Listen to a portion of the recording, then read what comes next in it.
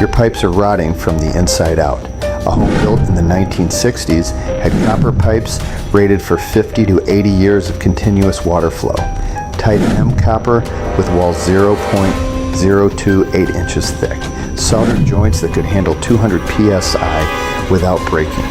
Walls of metal thick enough that corrosion took decades to matter.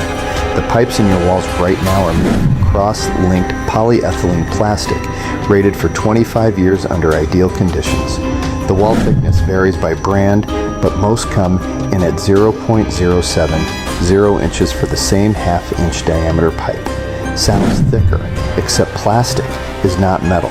Some manufacturers quietly admit failures start appearing at year 10 in homes with high chlorine levels or water temperatures above 140 degrees.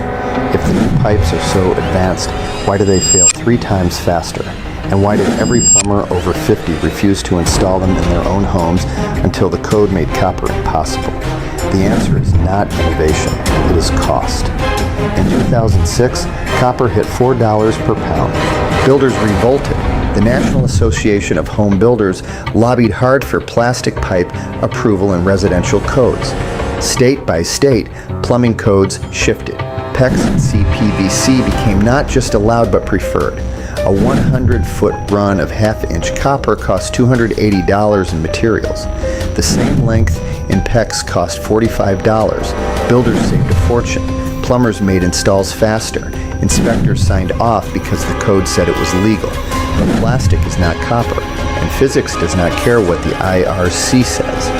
Copper oxidizes. That oxidation forms a protective layer inside the pipe that actually slows further corrosion. It is a self-healing system that takes 60 years to degrade under normal municipal water chemistry. PEX does not oxidize. It breaks down through a process called polymer degradation. Chlorine in your tap water attacks the molecular bonds. Each year, the pipe walls get slightly weaker, slightly more brittle. The degradation is invisible until the day a joint fails or a pipe splits. One California study tested PEX samples pulled from homes after 8 to 12 years. They found measurable loss of tensile strength in 40% of samples. The pipes had not failed yet, but the countdown had started. The real nightmare is not the pipes, it is what flows through them. PEX is not one material, it is 3 types: PEX A, PEX B, and PEX C. Each uses different cross-linking methods. Some manufacturers use peroxide, others use silane, others use electron beam radiation. Every method leaves residual chemicals in the finished product. When hot water flows through PEX, those chemicals leach into your drinking water.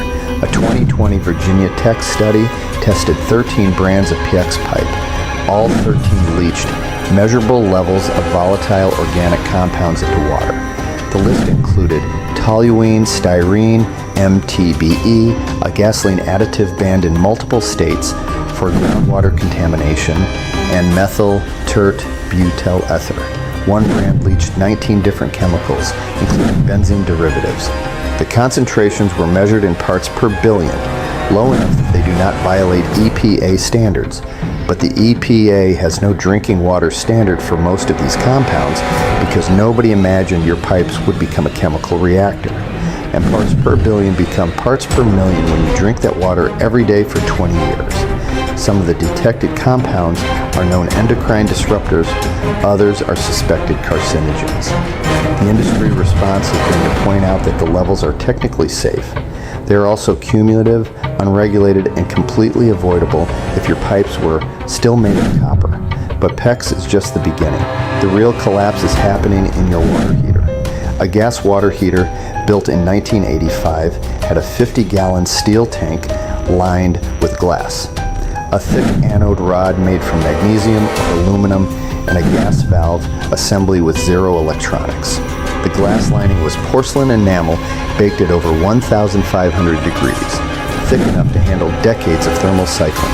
The anode rod was 3/4 inch diameter and 44 inches long, designed to sacrifice itself to corrosion so the tank would not.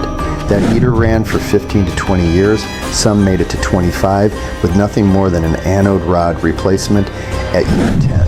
The model sitting in your garage right now has the same 50-gallon steel tank, but the glass lining is thinner. The anode rod is smaller, often 1/2 inch diameter and 36 inches long. Less sacrificial metal means faster tank corrosion once the rod depletes. And every efficiency regulation added another sensor, another circuit board, another failure point. Modern water heaters average 8 to 12 years. Many fail in year 6. The turning point was 2015. The Department of Energy mandated that water heaters meet stricter efficiency standards. Manufacturers responded by adding foam insulation, electronic ignition systems, and condensing heat exchangers on high-efficiency models. The efficiency improvements are real. A 2023 model uses about 8% less energy than a 2014 model, but that 8% savings came at the cost of durability. The National Association of Home Builders estimates the average lifespan of a residential water heater dropped from 13 years in 2000 to 10 years today. Repair technicians report even shorter lifespans in hard water regions, where sediment buildup accelerates corrosion of the thinner tank linings. If you are finding this helpful, hit subscribe. I cover the hidden costs behind modern construction standards every week. Now let us talk about what happens when these systems actually fail. A copper pipe leak in 1975 meant calling a plumber, cutting out the damaged section, and soldering a replacement. Total cost $150 in today's money. A PEX failure in 2024 means identifying which pipe failed behind drywall, cutting into walls, replacing entire runs because PEX cannot be repaired with a simple coupling the way copper can, then patching and repainting. Total cost $800 to $1,500. Plumbers report callbacks within 18 months where they replace pipes they installed just 10 years earlier. The insurance industry is catching on. State Farm and Allstate now ask the installation date and material type for your plumbing during underwriting. Homes with PEX installed before 2010 face higher premiums or coverage exclusions in some states. One major insurer's internal memo, leaked in 2022, estimated that PEX failures cost the industry $340 million per year in water damage claims. The memo recommended policy changes to shift that cost back to homeowners through higher deductibles for plumbing-related water damage. Meanwhile, the water heater failures are creating a secondary disaster. When a tank fails, it does not drip. It floods. 40 to 50 gallons of water onto your floor in under an hour. Baseboards, drywall, flooring, all saturated before most homeowners even notice. The average water heater flood insurance claim runs $4,500 according to Insurance Information Institute data. Multiply that by the 9 million water heaters that fail every year in the United States and you are looking at $40 billion in damage. That number does not include the energy to manufacture 9 million replacement heaters, the 450,000 tons of steel and copper mined to build them, the diesel burned by trucks that deliver them, or the landfill space to bury the dead ones.